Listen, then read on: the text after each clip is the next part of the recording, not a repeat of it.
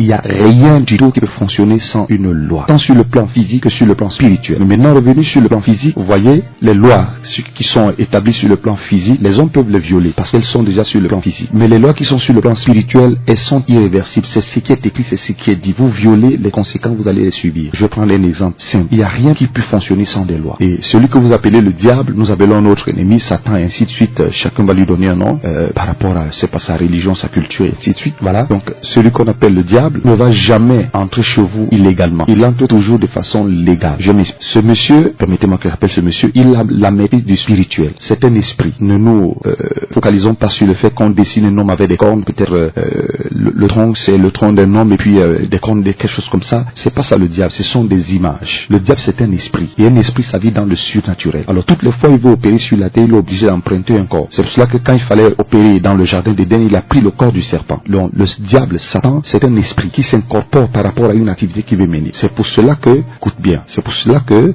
il peut utiliser n'importe qui. Il suffit que vous ayez quelques plages d'accessibilité, il va rentrer en vous. Que vous soyez un homme ou une femme, un enfant, ainsi de suite, il va rentrer en n'importe qui quand il y a une porte d'accès. Donc Satan, c'est un esprit. J'étais en train de vouloir révéler ou réveiller votre esprit dans ce qui s'est passé dans le jardin d'Éden, que vous savez déjà bien.